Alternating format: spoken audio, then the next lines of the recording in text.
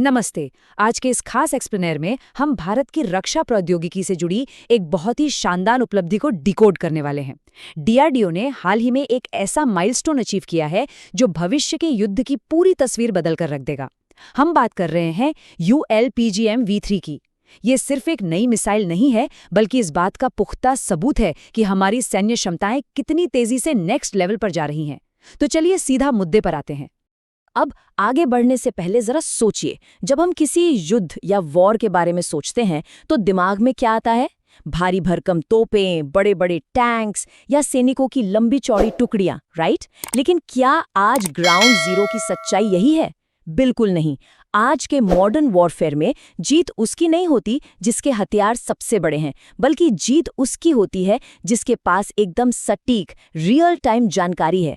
आज का युद्ध वायरलेस कनेक्टिविटी और नैनो सेकंड में लिए जाने वाले फैसलों का गेम बन चुका है। और इसी गेम चेंजिंग कॉन्सेप्ट को हम नेटवर्क सेंट्रिक वॉरफेयर कहते हैं। इसे ऐसे समझिए, आसमान में एक ड्रोन उड़ रहा है, उसे नीचे कुछ संदिग्ध दिखा। वो पलक झपकते ही ग्राउंड पर मौजूद सेंसर्स और कमांडर्स को डेटा भेजता है और बिना एक भी सेकंड गवाए एक मिसाइल लॉन्च कर दी जाती है। इस पूरे सिस्टम में हर एक मशीन और इंसान एक बेहद सिक्योर नेटवर्क से जुड़े होते हैं। सच कहें तो आज का पूरा युद्ध इसी कनेक्टिविटी पर टिका हुआ है। तो आज हम किन चीज़ों पर बात करेंगे? पहले हम देखेंगे आधुनिक नेटवर्क युद्ध का मैदान, फिर हम बात करेंगे ULPGM-V3 की एंट्री की, उसके बाद V1 से V3 तक का इसका सफ़र, फिर इसके एडवांस्ड फीचर्स और वॉरहेड्स, और अंत में भारत का शानदार डिफेंस इकोसिस्टम। तो बिना किसी देरी के अपने पहले पॉइंट से शुरू करते हैं, मॉडर्न नेटवर्क वॉरफेयर। ये एक बहुत ही सिंपल लेकिन बेहद पावरफुल इक्वेशन है। Drone plus sensor plus command, इन तीनों का कॉम्बिनेशन ही रियल टाइम स्ट्राइक की चाबी है। अब सोचिए, अगर आपका नेटवर्क तो नैनो सेकंड में काम कर रहा है, लेकिन आप जो मिसाइल इस्तेमाल कर रहे हैं वो पुरानी है और अपनी दिशा नहीं बदल सकते, तो वो पूरा का पूरा फास्ट नेटवर्क बेकार हो गया ना, है ना? इसीलिए हमें ऐसे स्मार्ट हथियारों की ज़रूरत होती है जो रियल टाइम डेटा के हिसाब से खुद को ढाल सकें। और बस यहीं पर शानदार एंट्री होती है हमारे आज के टॉपिक की, ULPGM-V3। सबसे कमाल की बात यह है कि ये अब कोई कागजी योजना या सिर्फ एक आइडिया नहीं रह गया है। 19 मई 2026 को डीआरडीओ ने इस मिसाइल के फाइनल डेवलपमेंट ट्रायल्स पूरी तरह से सक्सेसफुल तरीके से पूरे कर लिए हैं। मतलब रिसर्च और टेस्टिंग का जो सबसे मुश्किल फेज होता है वो अब पार हो चुका है। इस हथियार ने मैदान में अपनी ताकत साबित कर दी है।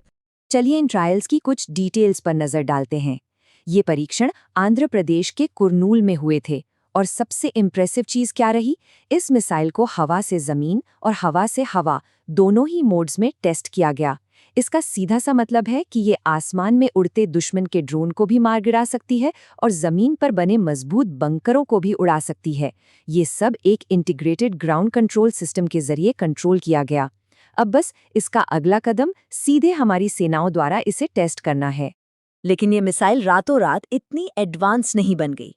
चलिए देखते हैं कि V1 से लेकर V3 तक इसका एवोल्यूशन कैसे हुआ। इसका सफ़र वाकई बहुत दिलचस्प है। फेज़ 1 में, जिसे हम V1 कहते हैं, ये सिर्फ एक बेसिक फ्री फॉल मिसाइल थी जो ग्रेविटी के भरोसे अपने टारगेट तक जाती थी। फिर आया फेज़ 2 यानी V2, जिसमें एक इंजन या कहें प्रोपल्शन जोड़ दिया गया।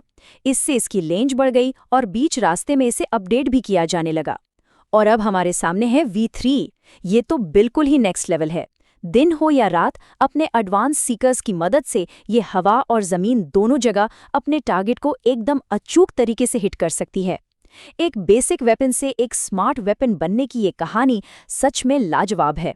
तो अब बारी है इसकी कुछ बेहद एडवांस फीचर्स और वॉरहेड्स पर जूम इन करने की, जो इसे इतना घातक बनाते हैं। यहाँ जो सबसे बड़ा गेम चेंजर है वो है इसका 2-वे डेटा लिंक। अब आप सोचेंगे कि ये इतना ज़रूरी क्यों है? देखिए, पुरानी तकनीक में क्या होता था कि एक बार मिसाइल फायर हो गई तो आपका उस पर से कंट्रोल खत्म। लेकिन 2-वे डेटा लिंक के साथ ये मिसाइल हवा में उड़ते हुए भी लगातार कमांडर को वीडियो और डेटा भेज रही है और कमांडर उसे इंस्ट्रक्शंस दे रहा है। अगर उड़ान के बीच में कमांडर को लगता है कि असली टारगेट कहीं और है, तो वो हवा में ही मिसाइल का टारगेट बदल सकता है। ये फ्लेक्सिबिलिटी और एक्यूरेसी सच में अभूतपूर्व है। अब इस मिलिट्री जार्गन को थोड़ा सिंपल करते हैं। युद्ध में दुश्मन अलग अलग तरह के होते हैं, तो उन्हें उड़ाने के लिए एक्सप्लोसिव्स भी अलग चाहिए होते हैं। V3 में 3 अलग अलग टाइप के वॉरहेड्स फिट किए जा सकते हैं। पहला है एंटी आर्मर, जो दुश्मन के भारी टैंकों के परखच्चे उड़ाने के लिए है। दूसरा पेनिट्रेशन कम ब्लास्ट, जो कंक्रीट के मजबूत बंकरों के अंदर घुसकर पड़ता है। और तीसरा है प्री फ्रैगमेंटेशन, जो खुले में मौजूद दुश्मन सैनिकों या रेडार जैसे सॉफ्ट टारगेट्स को ज्यादा से ज्यादा डैमेज पहुंचाने के लिए हवा में ही छोटे छोटे टुकड़ों में फट जाता है। अब थोड़ा पीछे हटकर बड़ी पिक्चर देखते हैं। आखिर ये सब मुमकिन कैसे हुआ? आइए भारत के डिफेंस इकोसिस्टम को समझते हैं।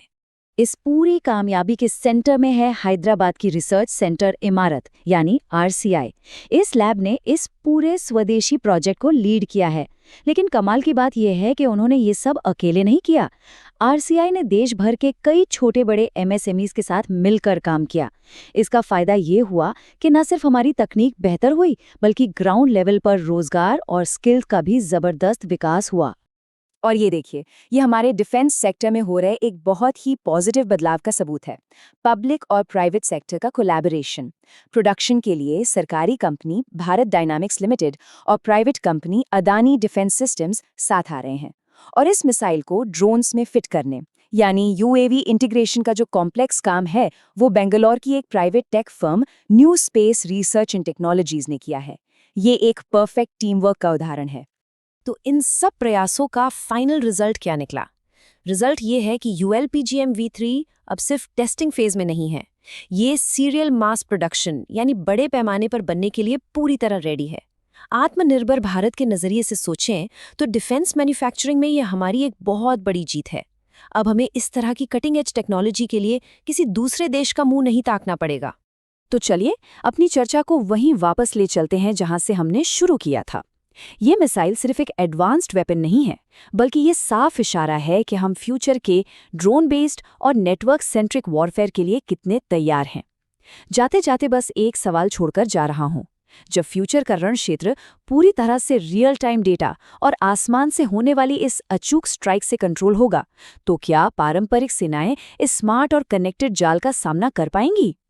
ये एक ऐसा सवाल है जिसका जवाब शायद आने वाला वक्त ही देगा। इस एक्सप्लेनर में हमारे साथ जुड़ने के लिए आपका बहुत बहुत शुक्रिया। ऐसे ही सीखते रहिए और सवाल पूछते रहिए।